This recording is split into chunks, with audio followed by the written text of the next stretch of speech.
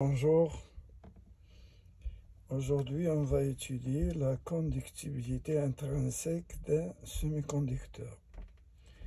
Qu'est-ce qu'un semi-conducteur intrinsèque? C'est un semi-conducteur qui possède un nombre égal de porteurs de charge négatifs et positifs des deux espèces. C'est-à-dire que le nombre de charges négatives égale le nombre de charges positives.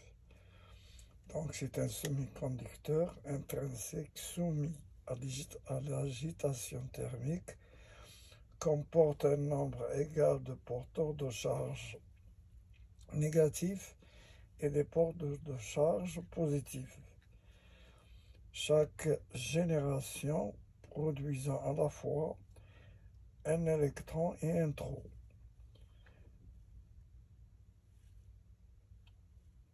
Donc un semi-conducteur qui possède un nombre égal de porteurs des deux espèces, c'est-à-dire négatifs et positifs, N égale P, cette espèce est dite intrinsèque.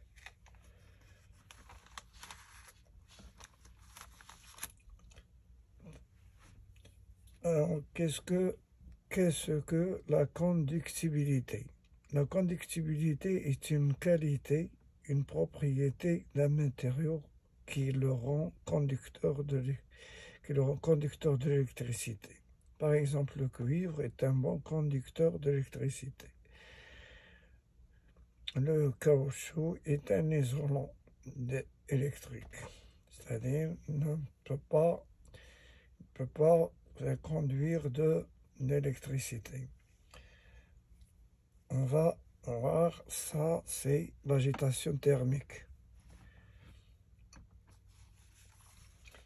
Considérons un cristal de silicium.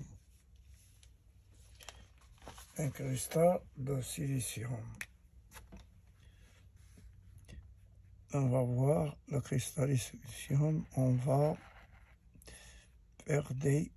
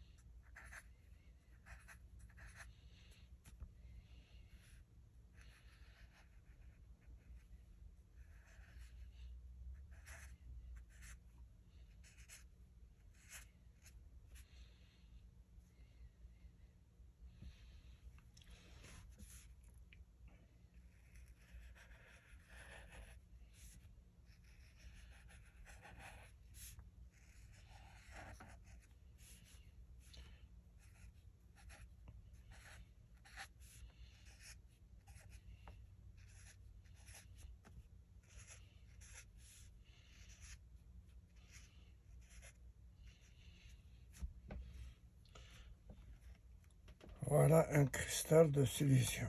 Si on veut.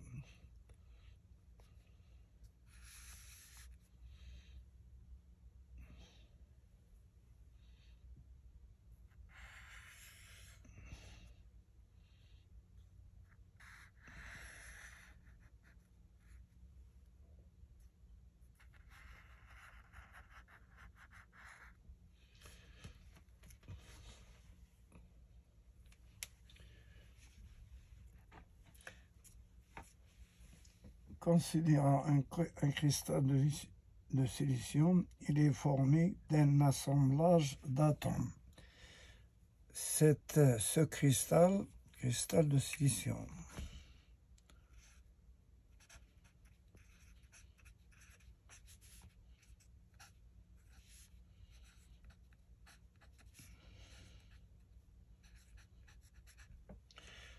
Il est formé d'un assemblage.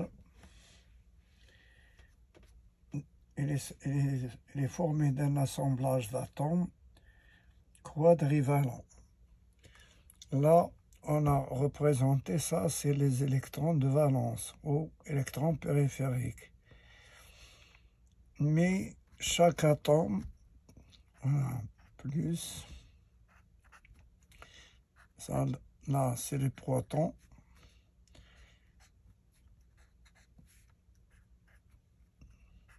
Protons et neutrons. Et là, c'est la couche de valence, c'est-à-dire la couche extérieure. Pour le silicium, c'est la couche M. Parce qu'on a le silicium, il est comme ça, plus,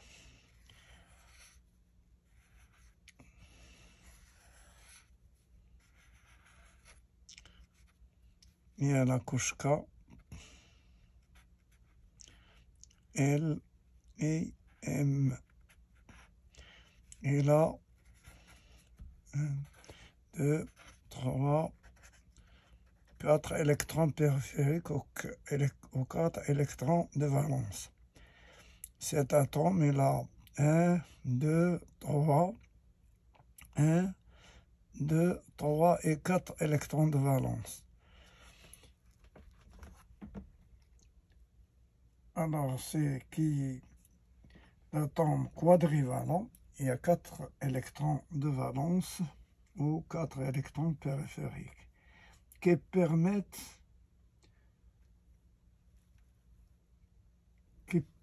un arrangement idéal de la liaison covalente entre atomes et ces 4 atomes voisins. Là, par exemple, si on prend cet atome, il a 4 électrons, il a 1, 2, 3 et 4 électrons voisins. Là, on va prendre le 5e, on va mettre. Donc, cet atome, il a 4 électrons voisins. Il forme avec les 4 électrons de cet atome et de cet atome, ainsi que de cet atome et de ça, 1, 2 et 3 et 4, il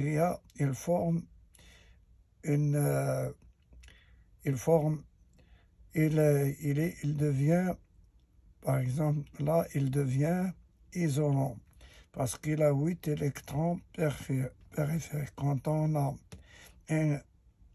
un atome qui a 8 électrons sur la couche périphérique, c'est la couche de valence, c'est un électron, c'est un atome qui est, c'est un atome qui devient, c'est le corps qui devient isolant.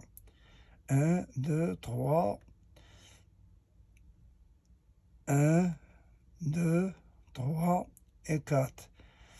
Et avec les 4 autres, 1, 2, 3 et 4, donc on a 8 électrons de valence. 1, 2, 3, 4, 5, 6, 7, 8.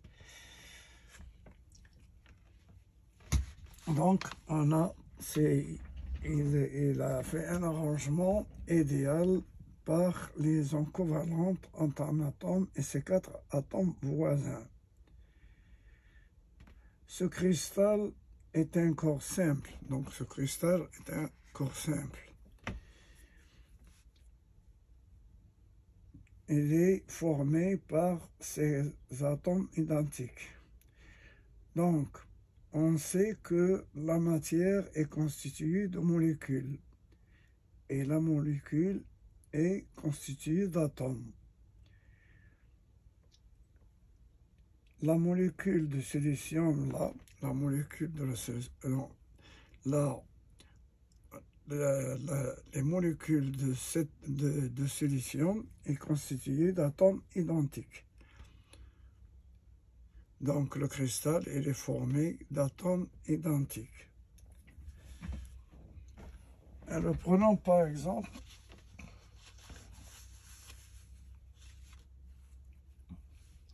donc c'est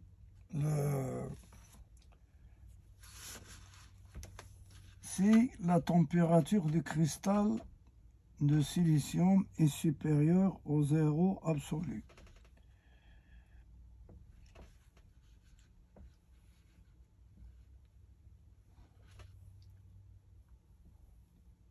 Le cristal a reçu de l'énergie sous forme thermique. Cet apport d'énergie se traduit par une vibration des atomes dont l'amplitude croît avec l'énergie fournie.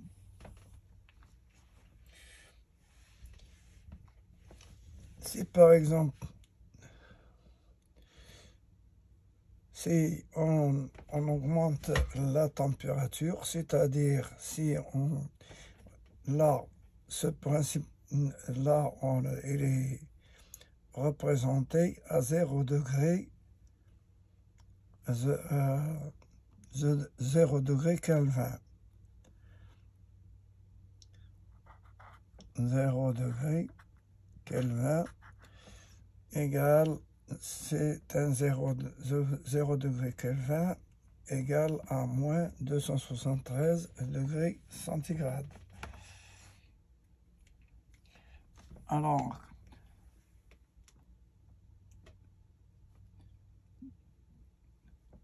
donc, quand on augmente la température de ce cristal,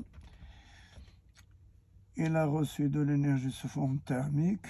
Cet apport d'énergie se traduit par une vibration des atomes. Les atomes vont vibrer quand on augmente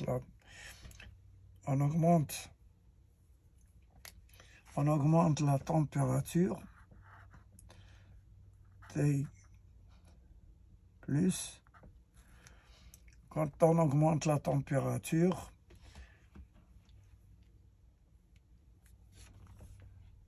les atomes vibrent, commencent à vibrer.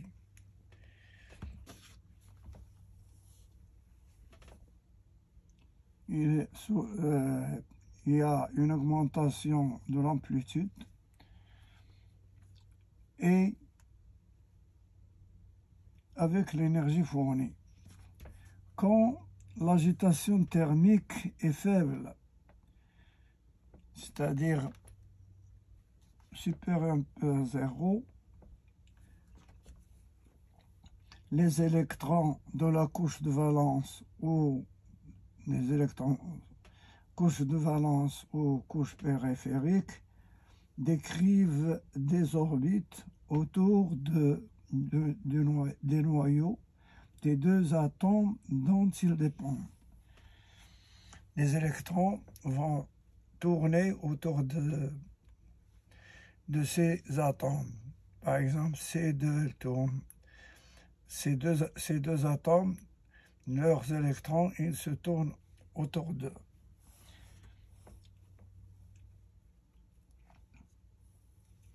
Alors, quand l'agitation thermique est faible, les électrons de la couche de valence décrivent des orbites autour du noyau des deux atomes dont ils dépendent.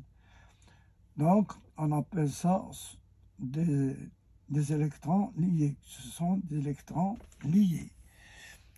Ils tournent autour des atomes, mais ils ne quittent pas l'atome. Ils ne quittent pas l'atome. Alors, sous l'action de l'agitation thermique intense, des électrons peuvent quitter leur atome d'origine et devenir des électrons libres. Alors, par exemple, si on augmente la température, alors les électrons, par exemple cet électron, on l'appelle A, va quitter l'orbite de cet atome et devient un électron libre. Il est là.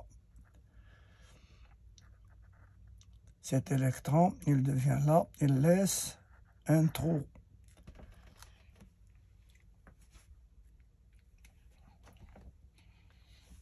Alors,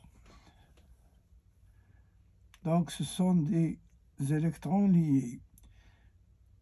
Sous l'action d'une agitation thermique, des électrons ont quitté, donc il devient des électrons libres. Cet électron-là, il est là, il devient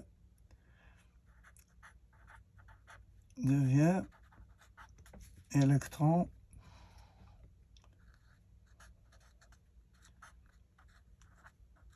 libre. Il est libre. Il n'entre nulle part.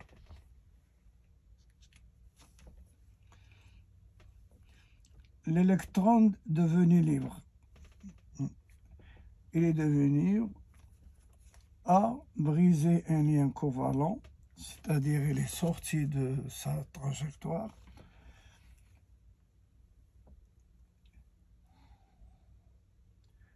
Il a laissé une place vacante. Dans le lien incomplet, on a donné à cette place vacante le nom de lacune ou de trou. Cette place-là qu'on a là, on va la représenter là, on l'a donné trou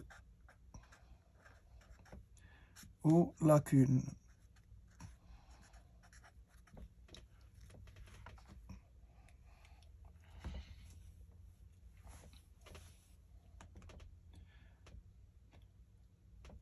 Donc, à chaque rupture d'un lien covalent, il se crée simultanément un électron libre et un trou. On dit qu'il y a génération d'une paire électron-trou. Donc, là, quand l'électron a quitté son orbite, il a laissé un trou. Donc, on a un trou, un électron et un trou.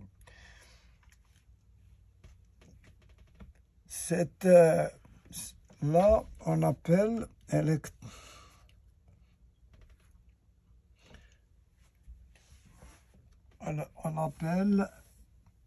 génération. On dit qu'il y a génération d'une paire électron-trou. Paire électron. Donc, là, le trou et l'électron, qu'est-ce qu'ils ont? Il y a là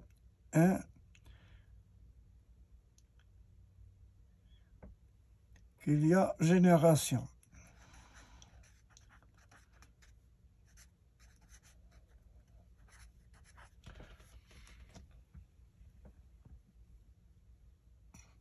Il y a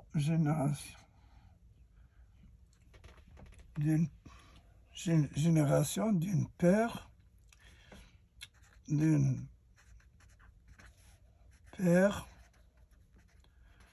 électron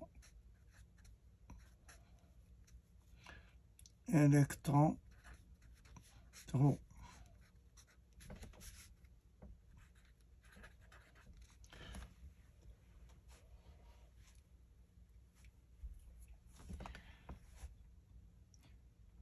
Au cours de son déplacement dans le cristal, l'électron libre peut tomber dans la zone d'attraction d'un atome ayant un lien complet et prendre la place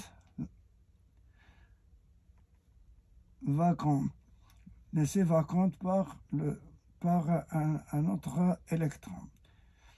L'électron libre redeviendra un électron lié et le trou qu'il occupe disparaîtra. Cette disparition d'une paire électron-trou s'appelle recombinaison. Là, on a, lorsque la température a augmenté, on a une vibration des atomes. Et cette vibration, puisque la température est intense, tous les électrons vont quitter l'un à l'autre, vont quitter leur atome. Par exemple, cet électron peut venir et remplacer et entrer dans ce trou. Et un autre, par exemple, un autre électron, l'électron là, va compléter le trou. Et cet électron va entrer dans ce trou et vice-versa. Donc il y a une conduction dans un conducteur. Donc là, dans ce système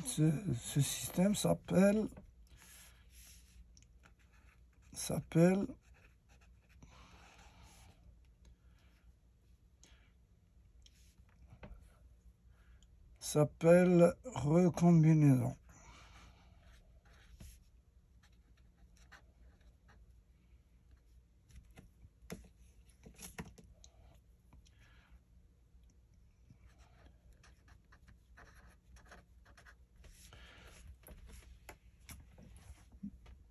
Donc, cette disparition, c'est la disparition d'une paire électron-trou, s'appelle recombinaison. Donc, il y a disparition. Et vice-versa, il y a un autre qui va suivant la température, tous vibrent et les électrons vont, chaque électron va entrer dans un trou laissé vacant. Donc, il devient libre, et ainsi de suite.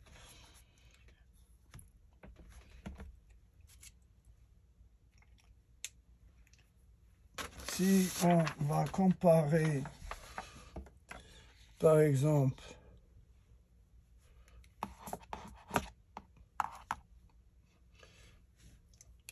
si on compare ce système, par exemple, à un plateau en bois, si on a un plateau en bois, on va creuser des calottes sphériques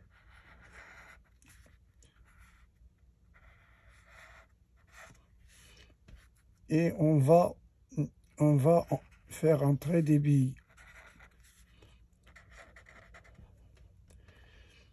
Alors,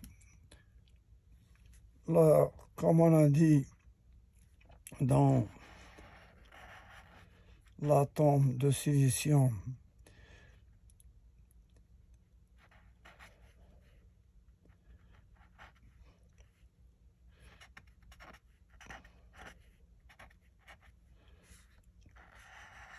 avec par exemple,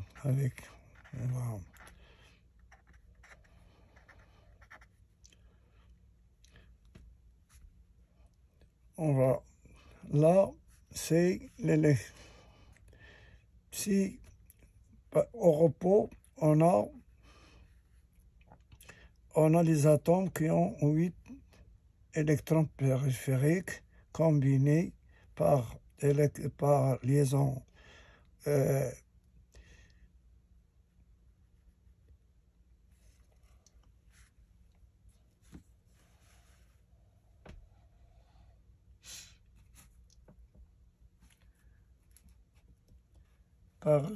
covalente, ils sont, par exemple, ce cristal, il est isolé. Il ne peut pas conduire d'électricité. Alors, quand la température monte, on indique que là, les électrons, là, ils sont liés. Ils ressemblent à cela. Par exemple, le plateau, il est comme ça. Électrons liés. Électrons liés. Alors, au repos, c'est-à-dire à 0 degré, Kelvin au moins de 73 degrés centigrades. Alors, si on fait bouger le plateau, il y a cet électron qui était là, il va sortir de son trou et il va chercher un autre trou. Là, ça c'est génération de paires électrons-trous. Et aussi, on fait faire bouger le plateau, parce que le plateau, il est plein de trous et de billes. Alors, là aussi, il va quitter, on fait bouger, il va quitter son trou, et cet électron qui était là, il va entrer. Si on fait baisser la vitesse, c'est-à-dire on fait baisser la vitesse, c'est-à-dire diminuer la température, cet électron entre là. C'est une recombinaison.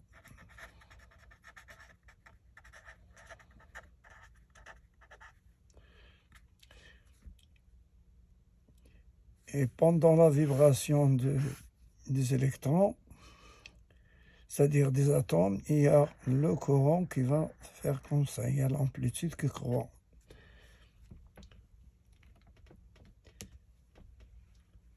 Alors, voilà, c'est le principe. C'est ça le principe de déplacement des électrons dans un semi-conducteur intrinsèque. Il y a tout ce qui est, s'il y a courant d'électrons, il y a l'électron qui bouge, il y a courant électrique. Donc,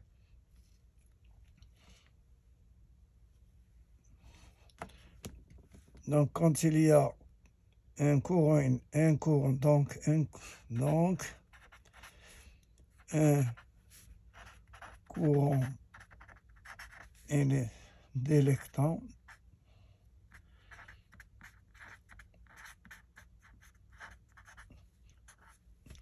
est un courant